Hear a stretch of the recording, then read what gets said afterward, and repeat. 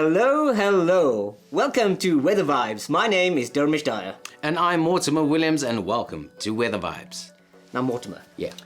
The weather is often seen as a segment of current affairs, when it in fact binds us on so many aspects of our lives together. Indeed. You know, it determines what we eat, influences what we wear, how and when we travel. It shapes so much of our future. And it also has a hand in our history. Britain would have become a Spanish country had the weather not prevented the Spanish from defeating them. How interesting is that? Seriously? Absolutely. I think we need to explore that a bit more. Yes. For those of you at home, join the conversation online. We'd love to hear your thoughts. Mortimer? Yeah. What's on the weather chart today?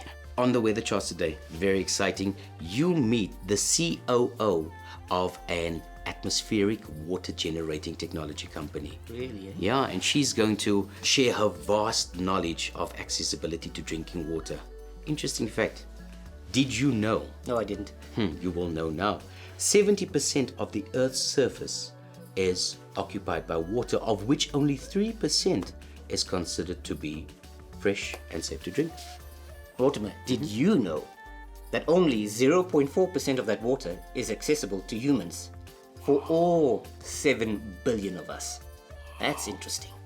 So, stay with us if you want to find out more. It's a weather vibe. And as usual, I'm going to get my bottom kicked by the reigning champion, pun intended. And this one, I am going to win. Let's go. I've been practicing. Who is going first, young man? I think you should go first. Okay. And what are we playing for today? Respect. I've got all the respect. R-E-S-P-E-C-T. All right. We've got 4 questions and we are playing for that suit. Okay, it's fine. It won't fit me, but we'll try. It's fine. It's fine. Okay. These are all true or false questions. Okay. So, I mean, it can't be that difficult. It's one of 2. Okay. Are you ready? I am ready. Do you need to phone a friend? No. Yo, you don't have any friends. But let's start True, it. but never mind.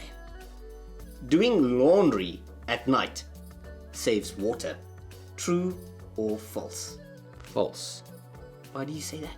Just because water is water any time of the day. If you use too much water, come on. Is that your final answer? It's my final answer. Are you sure? I mean, there's a Sure. lot. Doing laundry at night saves water. False.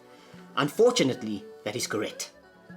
So you get half a point there. Half a point. Come on, man. All right. Over 60% of fresh water is trapped inside of glaciers. You know what's glaciers, eh? Yes. Hit the Titanic? Yes. No, the Titanic hit Oh, it. the Titanic hit it. Yeah. Over 60% of fresh water is trapped inside of glaciers. True. Are you sure? True. Think about it. I mean, True, 60%. I'm thinking it's a lot. Unfortunately, that is correct again. So you get handling. minus 10 so far. I've been practicing. Oh, this is interesting. Okay. Humans can live 17 days without water. True or false? False. False, because they can live 17 days without food, but because of dehydration, they cannot live for 17 days without water. Wow, somebody has been watching medical dramas. Am I right? That is correct. The answer, by the way, is 7 days. Yes. So you and I can go without water for 7 days. Are we going to try it? Nah, you can go ahead. Well, water's expensive now. No, there's lots of water on Kilimanjaro. Right, last question. Yes. And this is for the championship. Water regulates the human body temperature. True or false? True. Are you sure? I am sure, because the human body is made up of almost 90% water. So It's actually 70%. 70%, well, close to 70, 90, very well. Okay. That unfortunately is true. So unfortunately, you 4 got 4 points! out of 4. Yes, boy. Okay, here we go. Your turn. Okay. All right. No pressure. No Okay, pressure. okay. No pressure. Water. Water. Water. Water. Water, yeah. The human brain, true or false as well, though. The human brain is 75% water. The same can be said for a living tree. True or false? Ooh, that's a tough one. Now I've got to use my brain. Phew. I'm going to say true. I'll repeat the question. The human brain is 75% water. The same can be said for a living tree. Now you're confusing me. I'm thinking the brain is 75% water, but maybe a tree is less. So I'm flipping. I'm going with false. False, is that your final answer? Yes, it is. You should have stuck with true. Sorry. It is true. The human brain is 75% water, and the same can be said for a living tree, which is true. Can you give me No. mulligan? Wrong is wrong. Okay. Question number 2. We have the same amount of water on Earth now as there was when Earth was formed. True or false? We have the same amount of water on Earth now as there was when the Earth was formed. True or false? I'm going to say that has to be true. Why? Where would new water come from? But does water not evaporate? But then it comes down. It's part of the cycle. Huh? So is that your final answer? Yeah. No new water has been added. True. Correct. Yes. That's a million points for me. Well done. You can have it all. Okay. Question number 3. Number 3. Using a hose to water plants uses less water than a watering can. True or false? Using a hose to water plants uses less water than a watering can. True or false? I'm going to say that's false, because if you think of a hose of water coming out, flowing out, and a can is small, and I don't actually understand the question, but I cannot cheat because we're on TV. So is it true or false? I'm going to say true. True. Final answer? Yes, final answer is true. You should have stuck with false, because false is the correct answer, so you got another one wrong. Because a watering can is tiny and you're using... Okay, anyway. Oh, this is getting too much. right. I need to cool down. I need a shower. Last question. Last question. Most of Earth's water can be found in the oceans. True or false? Think about This it very is a carefully. tough one. Most of Earth's water can be found in the oceans. Just think about this for a second. This is a tough one, but on one hand, you're thinking the oceans, the Indian, the Atlantic, the Pacific, but then you've got the glaciers. So I'm going to say false. Is it your final My answer? final answer, I it's false, repeat. because I think all the water is in the glaciers. The ones that hit the Titanic. So most of Earth's water can be found in the oceans, and that is true. Goodness, I need to go back to So school. you actually have 1 out of 4. So- who's the reigning champion? But you just said Boom. I won. No, he's got 1 out of 4. And this is how it goes every episode on Weather Vibes. Bring on the real competition. Yes. And this is why I will leave you in studio and I will go out and have the adventures in the Eastern Cape. So now we're equal. Okay. This is Weather Vibes. Stay tuned.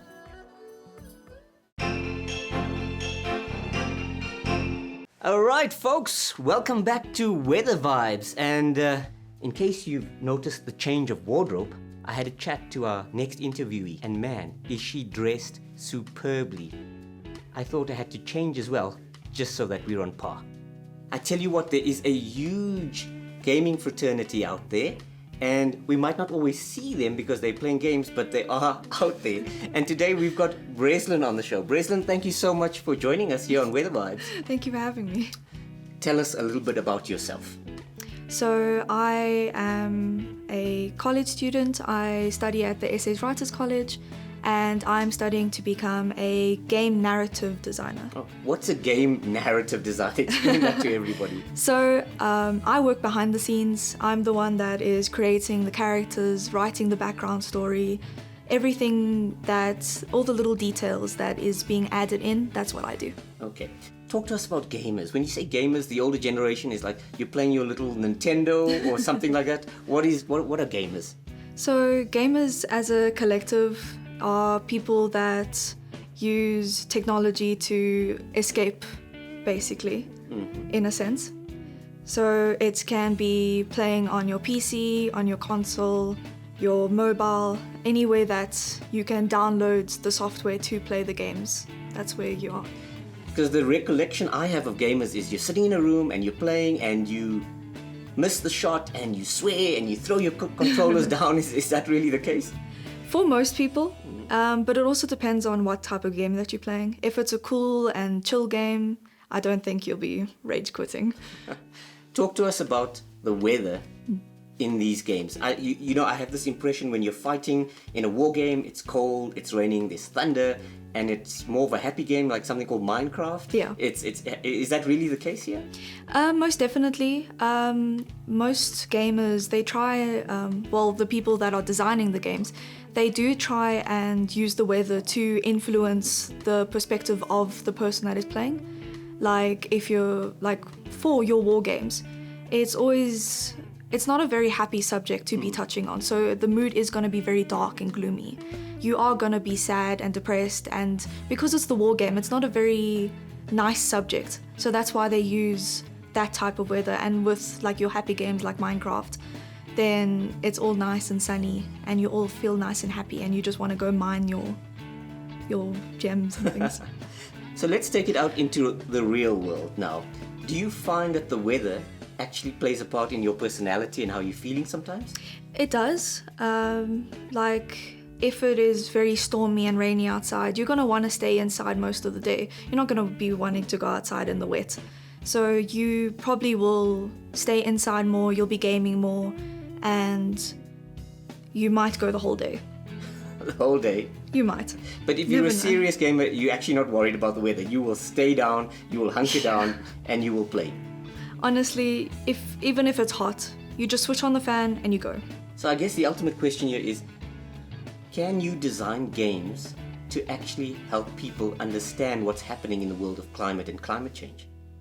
I do think you can, because a lot of games, like games that you play at school, they can be very educational, like your maths games and stuff. So I'm sure you can incorporate a lot of them into like weather, climate, like the ice caps melting, things like that. You can incorporate into games just so like children, adults can start understanding it much better. It's an interesting concept because most people see it as two distinct worlds. You've got the gaming world and then you've got the real world. Yes. But here we have a possibility of actually using the gaming world to influence what's happening in the real world. It's like people that use virtual reality.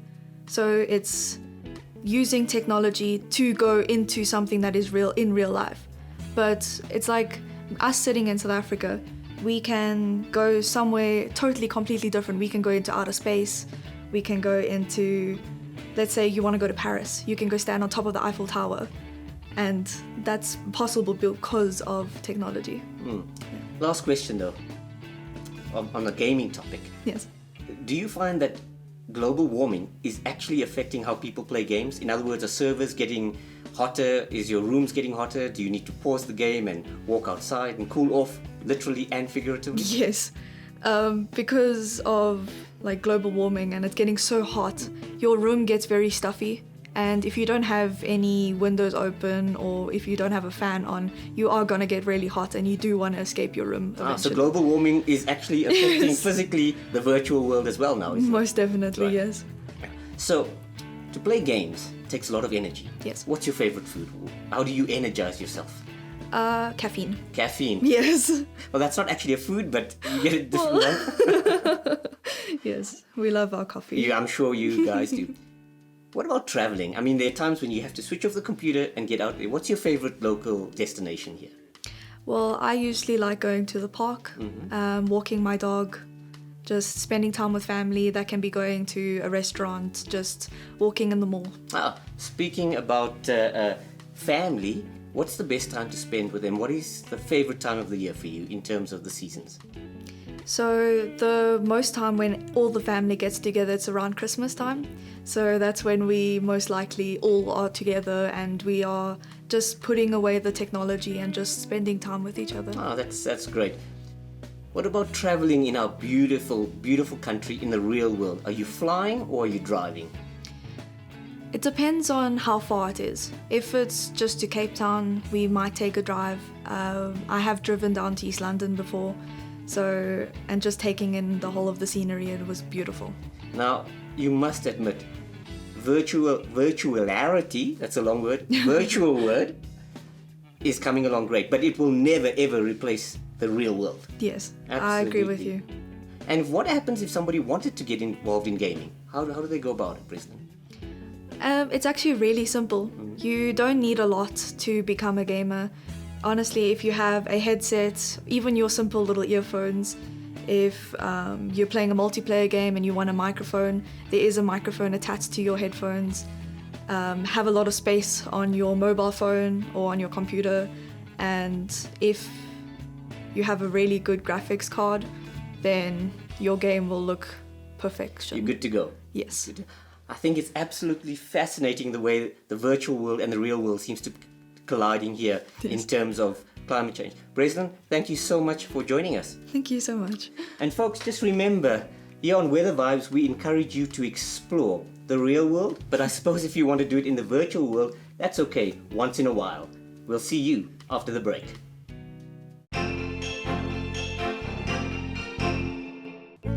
Hogsback is famous for its 3 flat-top Hogsback-looking mountains, the views, indigenous forests, and plethora of romantic waterfalls.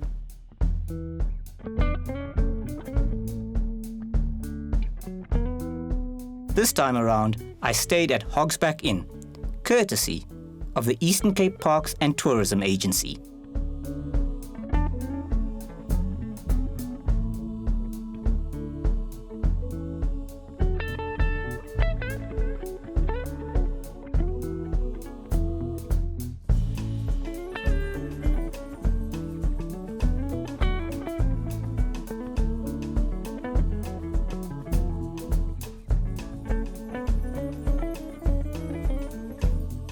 Alright folks, today we are at the iconic Away with the Fairies right here in Hogsback. Nombasa, you've been the receptionist and working here at Away with the Fairies for the last 11 years. What is there for us to do here? There's plenty of things that you can do here. One, you have to come and see me. Well, of course. Then you've got a beautiful bath in the cliff. You can come and see that. Right. You can also do the hiking trail. Yes. The 4-hour hiking trail.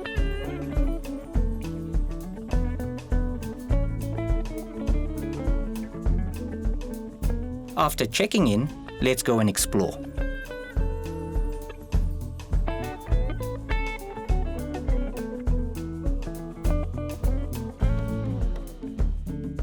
What is your name? It's Candy. Candy, running a candy shop. How amazing is that? So tell me, how did Candy actually end up here? What is the story? Well, I was running the adventure centre next door, Yes. and it was a cold, misty day like today, so I was at home doing nothing, and I was watching the movie Chocolat. Yes, and yes. I thought, oh my word, that'll be amazing to have a chocolate shop in Hogsback. And yeah, so I Lo and made one. behold. Let's go try this Let's chocolate. go indulge. Come on in. Thank you so much.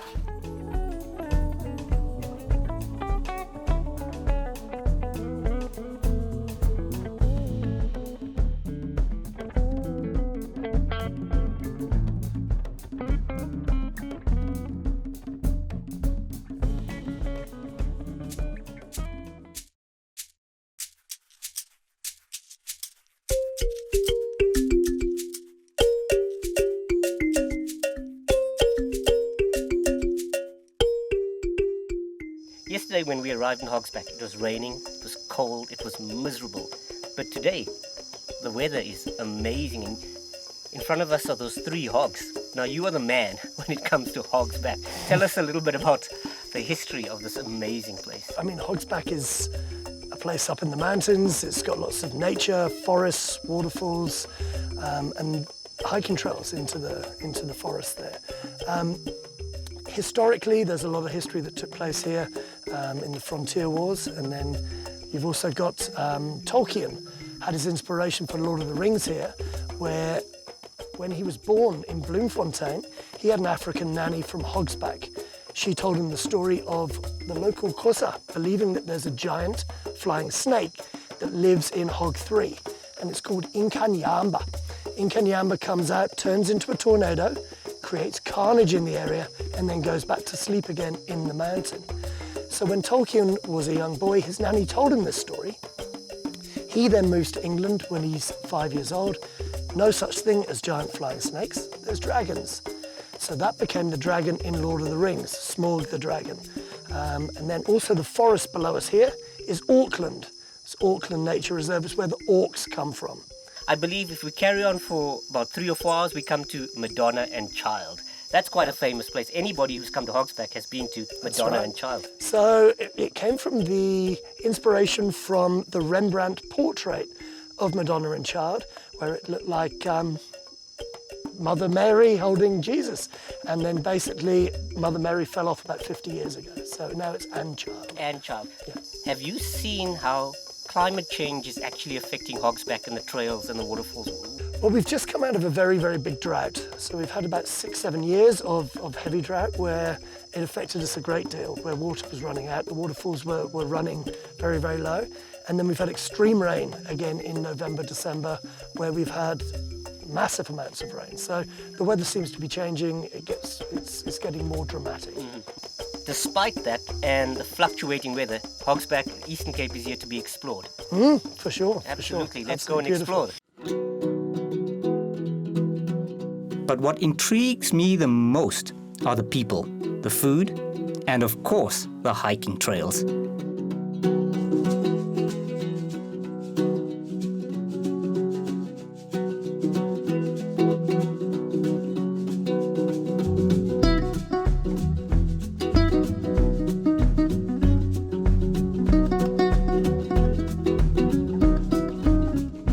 Folks, the amazing Madonna and Child right behind me, right here in Hogsback.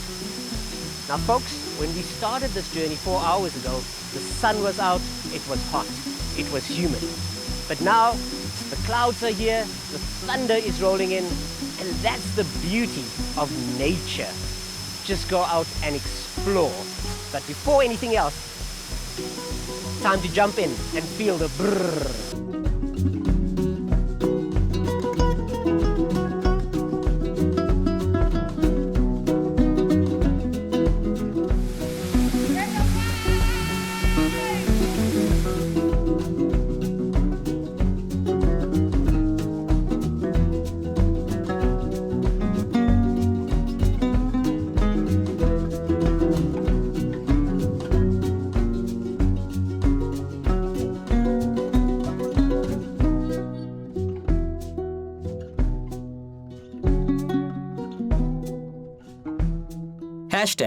#Visit Eastern Cape.